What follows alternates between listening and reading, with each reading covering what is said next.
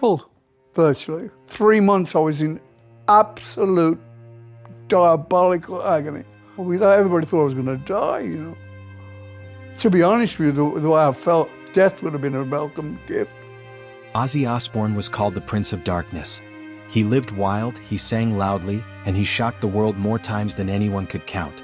But when he spoke about his funeral, he gave a rule no one expected, a restriction about who shouldn't come to his funeral. And that person was none other than himself. That sounds silly, right? How can a man not want himself at his own funeral? But Ozzy said it again and again, half joking and half serious. So why would he say such a thing? But Ozzy, let me start with you. How are you? You've been through all this health hell. I finally had my last procedure 2 days ago. I can't believe I've come to the end of it. I'm still back up. The main thing is over now. I'm done with the surgery, but it's been 5 years of absolute hell for me and the family. My family have been so supportive to me, you know. I couldn't have done it without them. It's been really a bad scene. I have Parkinson's, but I never think about it. Ozzy never liked the idea of funerals. To him, they always felt stiff and heavy. He didn't want a room full of people sitting in black clothes, pretending they weren't uncomfortable. Ozzy never had patience for pity. The idea of people sitting in neat rows, heads bowed, whispering hymns over him made his skin crawl. That wasn't his life, so why should it be his goodbye? He wanted the kind of send-off that felt alive, something closer to the chaos of his touring days than the cold quiet of a chapel. If anything, he wanted people walking out of his funeral shaking their heads and saying, only Ozzy could have done it like that. The biggest misconception is so many people think, you know, what's happened with Dad over the last 5 years is a result of Parkinson's, but it was the neck injury and the fall that he took in 2019. So right, well actually I was going to talk about this because in fact it goes back even further, doesn't it? We'll come to the Parkinson's in a moment, Ozzy, but if you go back, it actually goes back to when you had that horrendous quad bike crash in 2003. Quad bike? Yeah, well, I just got up and carried on, but I had a broken something in my neck. Yeah. And I carried on working with it until I had that fall. And then He used to joke that funerals were like badly produced concerts. Everyone knows the set list, no one's having fun, and half the crowd wishes they were somewhere else. To him, that was the worst kind of ending, predictable. He wanted noise, laughter, even a little absurdity. And if someone spilled beer on the carpet or told a story that made Sharon roll her eyes, even better. That was the version of Ozzy he wanted remembered, the one who made people laugh, the one who lived without a filter.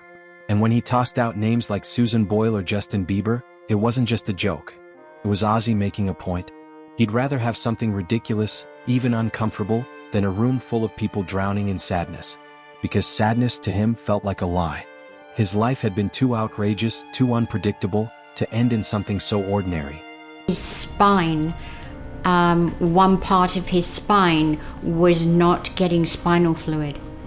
And it was trapped, so there was no fluid going between. So I came out of the surgery, crippled, virtually. 3 months I was in absolute diabolical agony. Everybody thought I was going to die, you know. To be honest with you, the way I felt, death would have been a welcome gift. So, I haven't. But underneath the bravado, there was a quieter truth. Ozzy couldn't stand the thought of being remembered as fragile. He didn't want the last image people carried to be of decline or defeat. He wanted the laughter louder than the tears, the joy brighter than the grief. That's when he made his one unbreakable rule. The single thing he refused to allow at his funeral. What was it that scared him more than anything else? Ozzy always said he didn't want people crying over him. He didn't want his funeral to feel like the end of the world. What he wanted was closer to a party than a prayer. If he had his way, people would be laughing, raising glasses, and telling the wildest stories they remembered. From those? Well, it's kind of like I'm a junkie anyway, so it's like I have to really, I can't have it in my possession. I have to have a nurse with me now everywhere I go. It's like my livelihood's gone, you know. It's not the money, sorry, it's just I'm burdened to my wife, burdened to everybody that works for me. I mean, I've never been like this in my life. Do you think had you not gotten the operation back then, you would have been paralyzed? He joked that his funeral should be like one of those after parties that never really ends. He'd rather have Susan Boyle or even Justin Bieber sing than let the whole thing sink into a sad, heavy tribute. To him, a boring, stiff goodbye was worse than death itself. But there was something real hiding inside all the madness. Ozzy didn't want people to look at him and see a broken old man who had lost everything.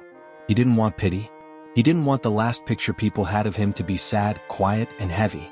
He wanted people to laugh even if they cried and to feel joy even in their loss. It was his way of saying that life, even at the end, was too short to be serious. Not in the operation back then, you would have been paralyzed? No, I don't think. I think the guy was insane. I mean, I'm paralysed now to a certain degree. I can't walk. I should get in the gym for 2 hours, you know. I can't do 20 minutes now. And the gym was something you did every day, Every working out single constantly, day I'd right? go and do an hour and sweat buckets. And it's not like Ozzy Osbourne to be laid up for. I've never been this long laid up in my life. When people first heard Ozzy's funeral ideas, they thought it was just another one of his dark jokes. He had always been the man to shock a room, so at first no one took him seriously. But then he kept saying it.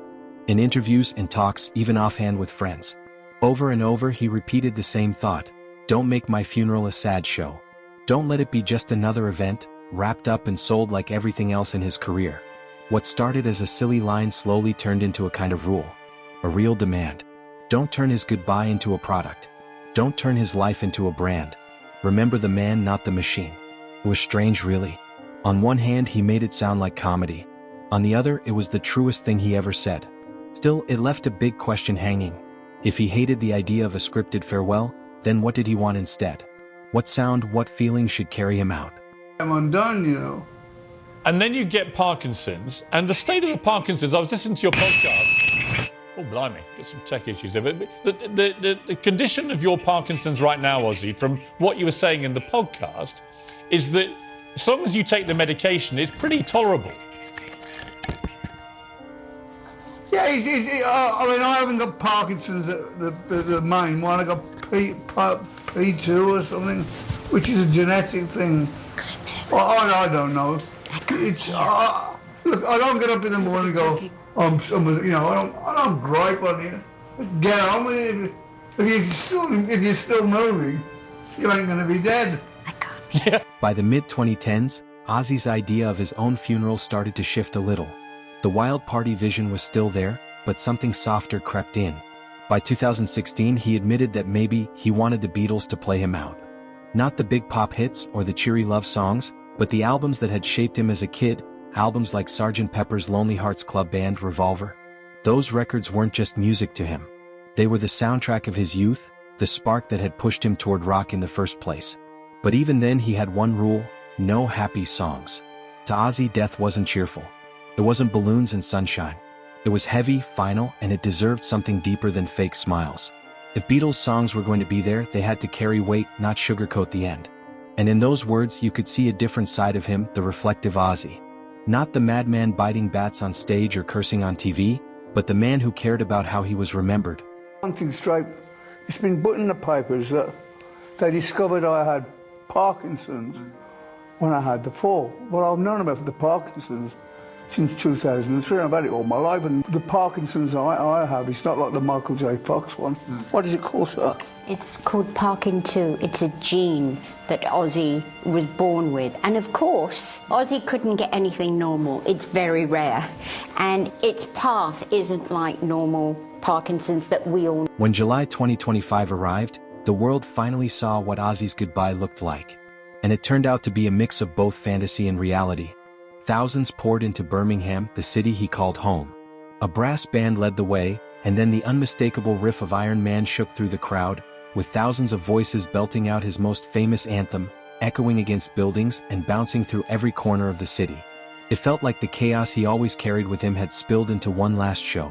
But while the city roared, Buckinghamshire told a different story. Inside a private service, it was family and close friends only. Elton John sat quietly among the mourners.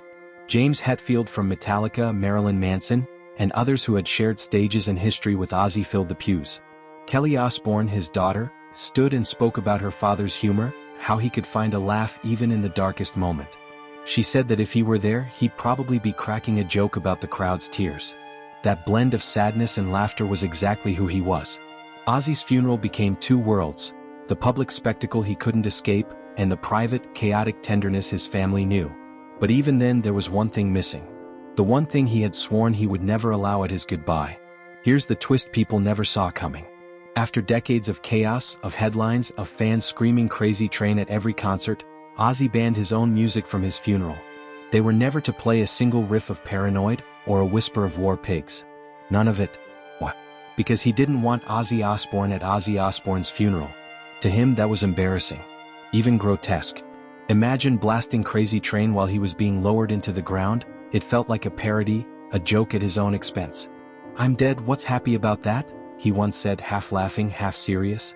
He wasn't ashamed of the music, but he knew the songs had become bigger than him. They were for the fans, for the stage, for life. Death was something else. This wasn't self-hate. This was rebellion, one last act of defiance. If the world expected a cartoon version of Ozzy going out to bark at the moon, he wanted the opposite. His real greatest hit wasn't a record. It was the messy, funny, painful human life he had lived. That was the memory he wanted left behind. But how do you handle a rule like that, when your father, your husband, your idol tells you not to play the very songs that defined him? That's where the tension sat, right between his family and his fans. D60. A question to Ozzy and Sharon. When are you moving back to England this year? Thanks, from Helen. Well, we're trying to get on a flight. Yeah, it just seems that every time we're set to go, something happens with Ozzy's health, and so we'll get there. We want to go back so bad, but we'll get there. Won't we, Ozzy? How do you grieve the man who built his life around music, but follow his wish to keep that music out of the room? Kelly and Jack argued for balance. Quiet tributes at the service, louder memories outside the walls. Sharon, his wife, said privately that it broke her heart not to hear the songs, but if Ozzy wanted silence, he'd earned it. And the fans split right down the middle. Some flooded Birmingham with speakers and guitars, determined to drown the city in Iron Man one more time. Ozzy had spent a lifetime living between those extremes, and now, even in death, he pulled everyone into the same tension. The flu, explain it, Shane. Okay, when Ozzy had his... Will you stop picking the nail polish off those bloody nails? Shut up. She's going to nag you to death, never mind anything else. I know. Shh. Will you stop playing with my wedding stuff? Stop it. But he'd had this condition since he was born. Born with it. But dormant. It just wasn't. Exactly. And then when you had this new fall, you were just going to the loo, right? Yeah. When I fell on the floor, I remember thinking, "You've done it now, Ozzy." So I said to Sharon, "Can you phone an ambulance? I think I've broken my neck again." She was out that bed like a flash, running, screaming. For Ozzy, humor wasn't just a personality trait, it was a survival instinct. It was the thing that kept him moving forward when everything else in his life seemed to collapse. From the outside, it looked like endless clowning. Jokes about his own coffin, about Sharon having to put up with his ghost, about fans blasting Crazy Train at his grave. But underneath the punchlines was something more honest: fear. Ozzy was terrified of endings, of losing control, of facing silence, and comedy was the only way he knew how to shrink that fear down to size. It was the same energy that followed him on stage. One night he'd be snarling like a demon, the next night he'd be fumbling words in the most innocent, childlike way. That tension between menace and laughter was the real Ozzy. He could turn death itself into a joke, and somehow that made people love him more. Because deep down, everyone knows the terror of mortality, but very few have the guts to laugh in its face. So when he said he didn't want his songs at his funeral, it wasn't him disowning his legacy, it was another punchline, another twist of humor masking something bigger. He wasn't mocking music, he was mocking the whole idea of treating death like a scripted show. He didn't want a polished send-off. No velvet ropes, no pre-approved playlist of his greatest hits. That would have felt like a museum piece, like a product launch. Ozzy wanted the opposite. Something messy, unpredictable, even awkward. In other words, something real. And that's the paradox. Even in silence, Ozzy stayed loud. His ban on his own music was its own kind of performance, but one laced with humanity instead of theatrics. It was his way of pulling the curtain back one last time and saying, "Don't you dare turn me into a statue." That's why his decision feels less like rebellion and more like honesty.